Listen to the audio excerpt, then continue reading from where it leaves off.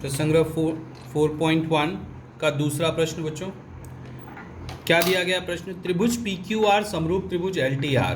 त्रिभुज PQR में PQ बराबर 4.2 सेंटीमीटर, QR बराबर 5.4 सेंटीमीटर, PR बराबर 4.8 सेंटीमीटर और PQ बटे LT अर्थात समरूप त्रिभुजों की संगत भुजाओं का अनुपात दिया गया 3/4। तो त्रिभुज PQR तथा त्रिभुज LTR की रचना करो।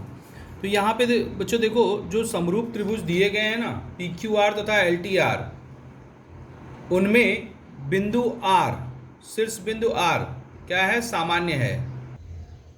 और जब दो समरूप त्रिभुजों में कोई एक शीर्ष बिंदु सामान्य होता है तो उसकी रचना कुछ अलग तरह से करते हैं। और तो जब शीर्ष बिंदु सामान्य हो तो रचना किस प्रकार से करेंगे, ध्यान से देखो। तब इसमें हल करने की जरूरत नहीं है, डायरेक्टली हम रचना करेंगे जब शीर्ष बिंदु सामान्य होता है बच्चों। और जब शीर्ष बिंदु सामान्य नहीं होगा समरूप में, तो हमें उसे समरूपता के नियम से हल करके भुजाओं का मान ज्ञात करके फिर त्रिभुज की रचना करनी होती है। तो अब यहाँ पे समरूपता का उपयोग नहीं करना, हमें सीधे रचना करना है। यहाँ पे देखो, त्रिभुज PQR समरूप त्रिभुज LTR ये दत्त है। जब दो त्रिभुज समरूप हैं तो उनकी संगत भुजाओं का अनुपात समान होता है। तो हम लिख सकते हैं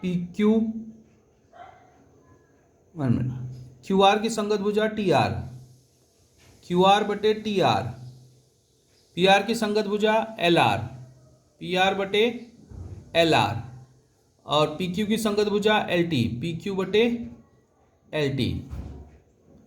समरूप त्रिभुजों की संगत भुजाएं, त्रिभुजों की संगत भुजाएं।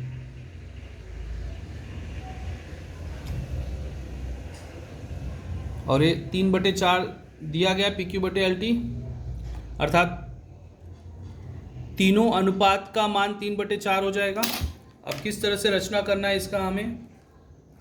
अब जो शीर्ष बिंदु सामान्य है R, तो सबसे पहले हमें त्रिभुज PQR के बारे में जानकारी दी गई है। तो त्रिभुज PQR की रचना करेंगे, लेकिन कौन सी भुजा हम आधार में लेंगे, PQ की, QR की, PR? तो वह कैसे निर्धारित होगा बच्चों? हमें जो शीर्ष बिंदु सामान्य है, R सामान्य है ना, तो R हमारे आधार में आना चाहिए। तो या तो हम QR को आधार में खींच सकते हैं या तो PR को आधार में खींचो, या तो QR या तो PR। PQ हम आधार में नहीं खींचेंगे। तो हम काम करते हैं, PR को आधार में खींच लेते हैं, 4.8 ले लेते हैं। सबसे पहले PR खींचो 4.8 सेंटीमीटर का।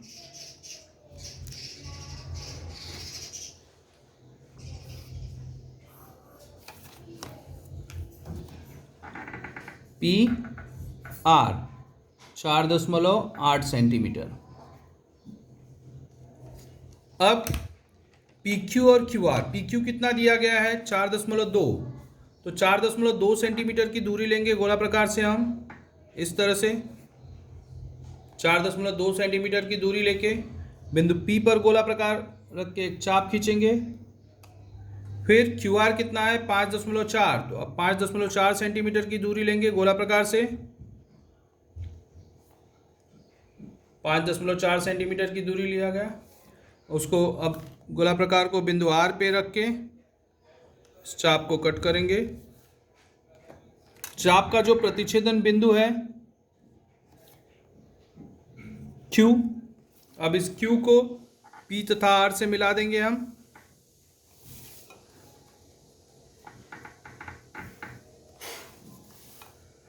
PQ कितना है? 4.2 सेंटीमीटर।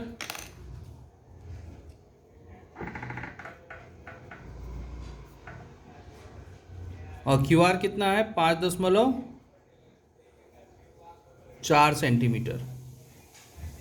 त्रिभुज PQR की रचना हो गई बच्चों। अब हमें त्रिभुज LTR की रचना करनी है। यहाँ पे भी हमें त्रिभुज LTR के बारे में कुछ भी नहीं दिया गया, किसी भुजाओं के बारे में नहीं मालूम है, फिर भी हम कैसे रचना कर सकते हैं त्रिभुज LTR की? तो जो शीर्ष बिंदु सामान्य होता है बच्चों, अब ये पार्ट इंपॉर्टेंट है, ध्यान से देखो। जो शीर्ष बिंदु सामान्य, कौन सा शीर्ष बिंदु सामान्य है? बिंदु R। दोनों त्रिभुजों में R सामान्य है ना, इसमें भी R है, इसमें भी R। तो क्या करेंगे, बिंदु R पे हम न्यून कोण बनाएंगे। अब न्यून कोण मतलब 90 अंश से कम। और इसे मापने की ज़रूरत नहीं है, आपको आइडिया है 90 अंश से कम कैसा कोण होता है। तो इस तरह से एक तिरछी लाइन खींच देंगे जो 90 अंश से कम होगा, 90 अंश से कम है। अब अनुपात देखो, संगत भुजाओं का अनुपात कितना दिया गया, 3/4 दिया गया है बच्चों। तो हम क्या करेंगे, 3/4 दिया गया तो कौन सी संख्या बढ़ी है, 4। तो ये जो किरण हमने खींचा है इसको 4 सर्वांगसम भागों में कट करेंगे हम। तो एक निश्चित दूरी लेंगे, निश्चित दूरी मतलब इस तरह से हम दूरी लेते हैं, इतना ले लो एटलीस्ट, कम से कम इतनी दूरी, लगभग, ज़्यादा छोटी दूरी भी नहीं लेना है और ज़्यादा बड़ी भी नहीं।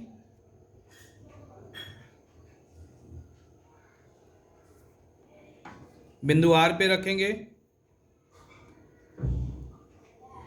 इस तरह से 4 चाप खींचेंगे हम।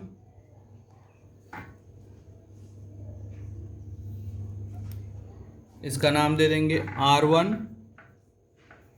R2, R3 तथा R4।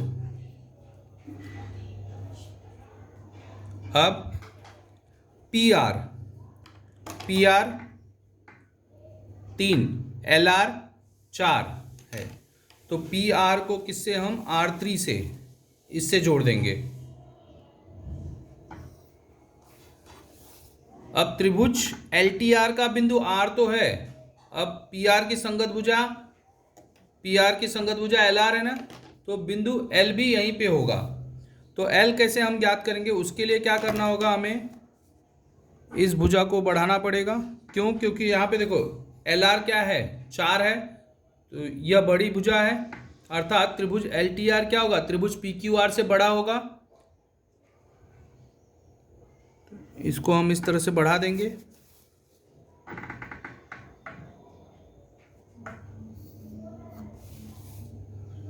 अब LR 4 है तो हम R4 से एक समांतर रेखा इसके खींचेंगे PR3 के।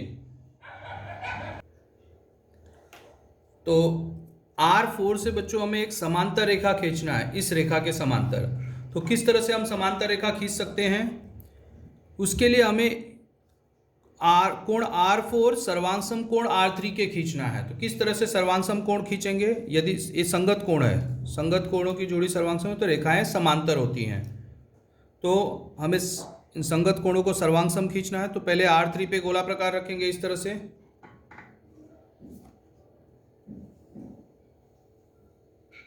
इस तरह से एक चाप कट करेंगे। अब गोला प्रकार को कहाँ पे रखेंगे, R4 पे दूसरा चाप खींचेंगे इस तरह से।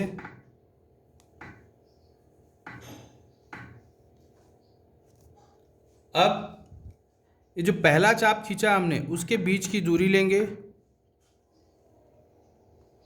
इस तरह से दूरी लिया।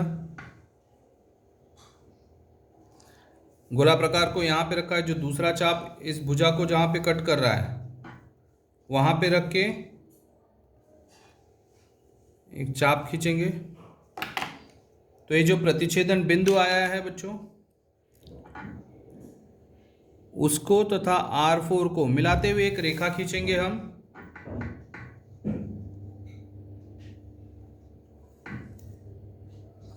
और यह भुजा RP को एक बिंदु पर प्रतिच्छेदित कर रहा है और वही बिंदु होगा L।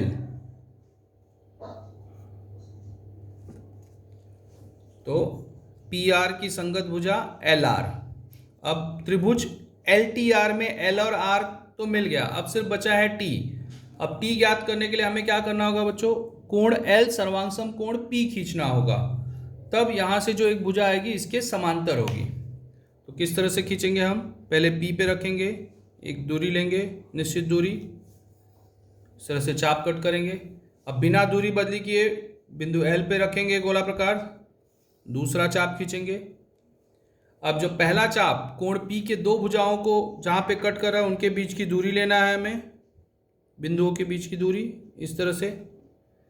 पहला चाप भुजा PQ तथा भुजा PR को दो भिन्न बिंदुओं पर काट रहा है तो उनके बीच की दूरी लिया गया। वही दूरी लेकर इस दूसरे चाप पे यहाँ पे रखना है और फिर कट करना है। अब ये प्रतिच्छेदन बिंदु और L को मिलाते हुए एक रेखा खींचेंगे हम,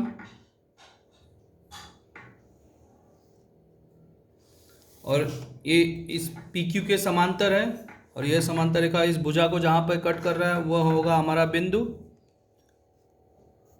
T। तो यह हमारा त्रिभुज हो गया LTR। इस तरह से बच्चों हमें त्रिभुज PQR तथा त्रिभुज LTR की रचना करनी है।